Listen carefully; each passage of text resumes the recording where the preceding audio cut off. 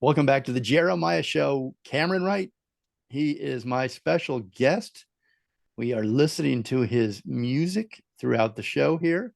He's on season 26 right now. It's on NBC, The Voice. Want to check him out? You can get a lot of Cameron. You can also get him on his Instagram, Cameron Wright, LA Diva, or La Diva, LA spelled LADIVA on Instagram, TikTok.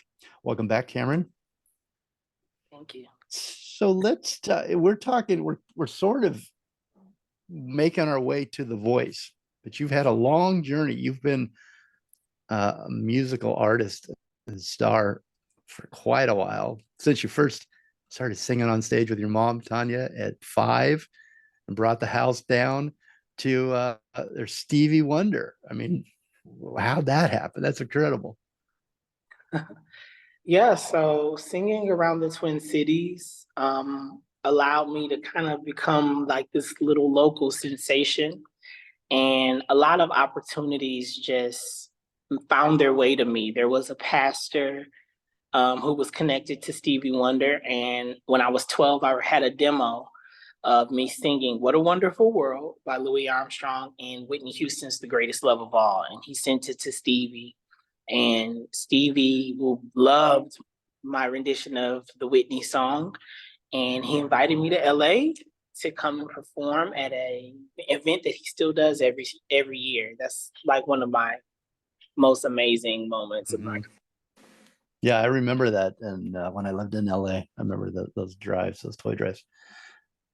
So The Voice. So now, I mean, there are so many stories in between, so many different great artists that you play with. Beyonce, you've been on stage with, and Al Jarreau and Chaka Khan. The list goes on. Smokey Robinson. But now you're getting, how did you get to The Voice? How did that happen? Honestly, I'm very, very, very spiritual. So I have to say that before I share certain things.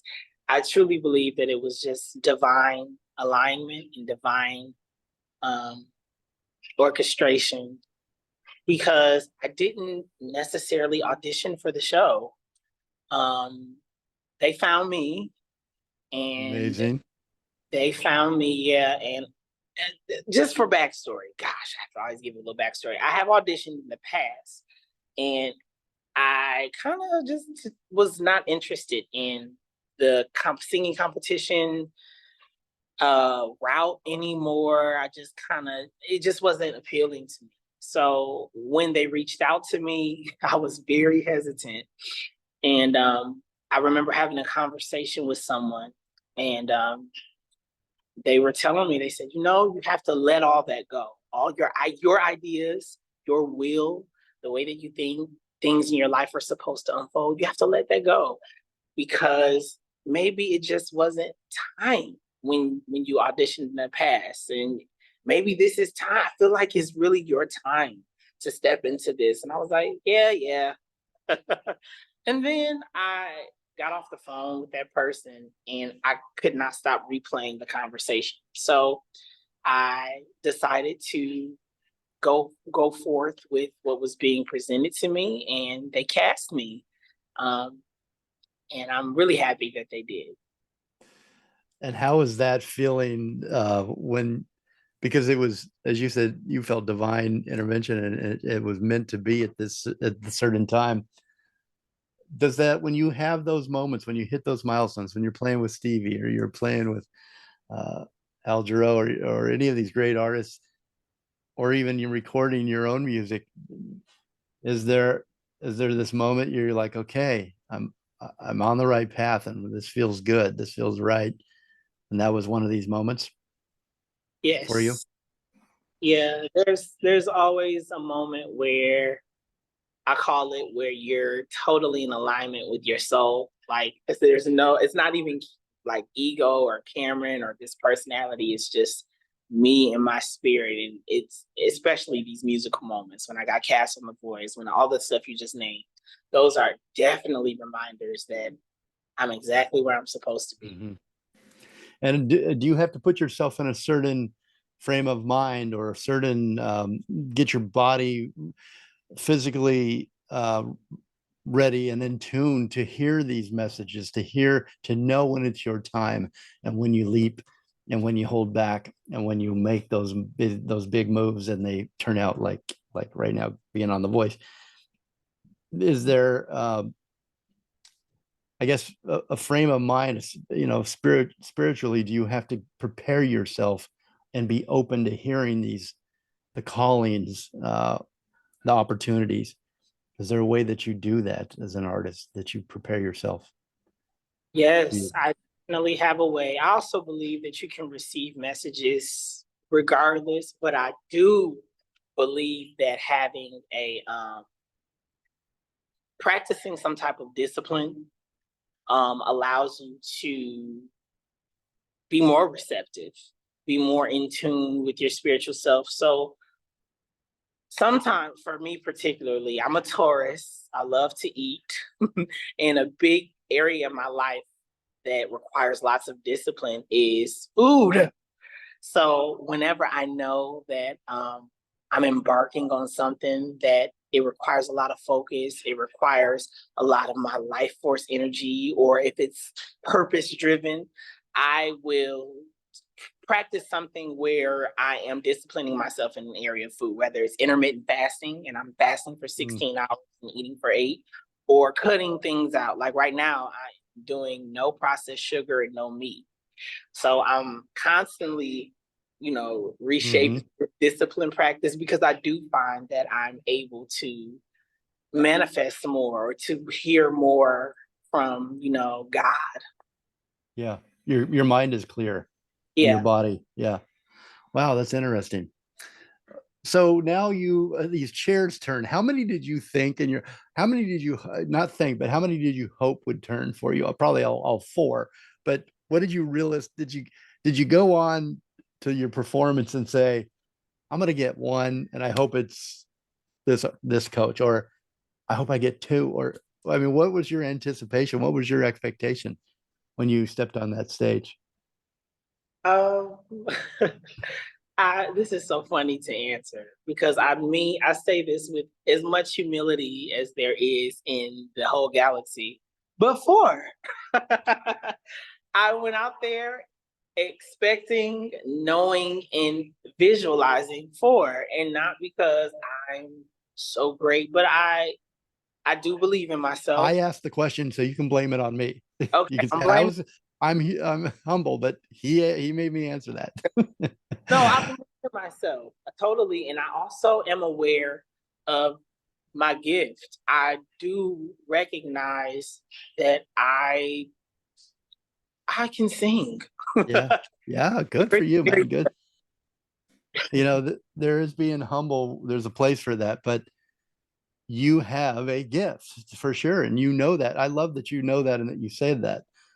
To me, that makes it that all that more appealing you as an artist, because do you we all I think we all look internally at ourselves, and we knock ourselves down daily and do these things that don't really help us, because we're human beings.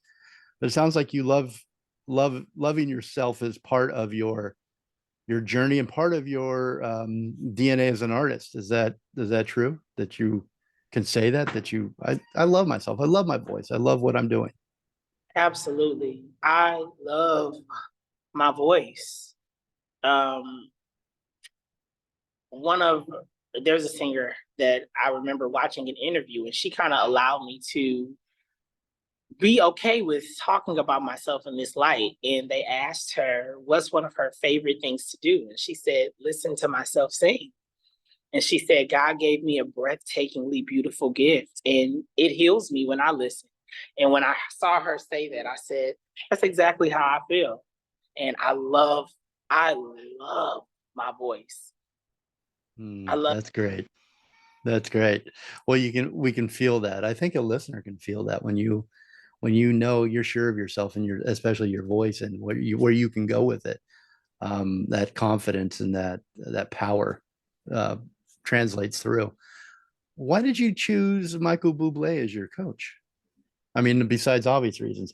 And just a side note, funny, Jason Spicy G Goldman, who has produced a lot of Michael Bublé's records is on the show quite a bit. He's always talking about Oh, Michael. Yeah. wow. Oh my gosh. Okay, so I chose Michael because immediately, and when I say immediately, I mean immediately, when he started speaking, I felt a magnetism. Um, I just felt a synergy. There was something that I felt connected to this person.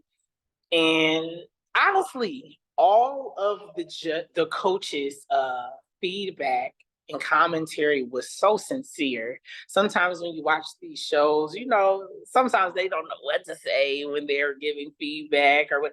Everybody just has such in-depth commentary, and it was beautiful. But there was a magnetism with him. And then when he started talking about things spiritually, there was even stuff that he said that, of course, you get this bite-sized version of what actually took place. But there was so much that he said. He was talking about the spirit, and it was just I was so connected. And I said, wow, that's my coach.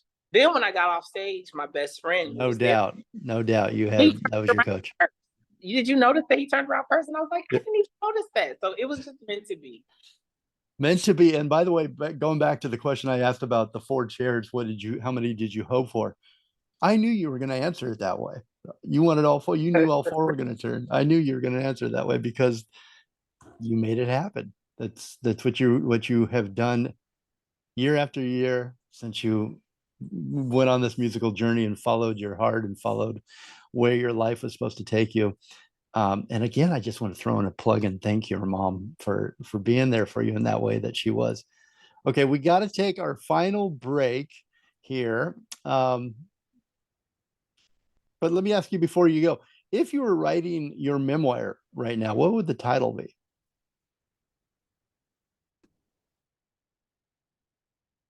The title of my memoir would be La Diva. Yes. Okay. La Diva. Yes. Yes. Cameron Wright. He's my special guest today. He is on NBC's The Voice. You can watch him right now and follow his musical journey with Michael Bublé. He's on Team Bublé. You can find him on Instagram, Cameron Wright La Diva, Ladiva. NBC's The Voice is on Mondays and Tuesdays, 8, 7 Central on NBC and streaming the next day on Peacock. We will be right back with final segment. Cameron Wright. It's been such a fun hour with you, Cameron. Thank you. We'll be right back.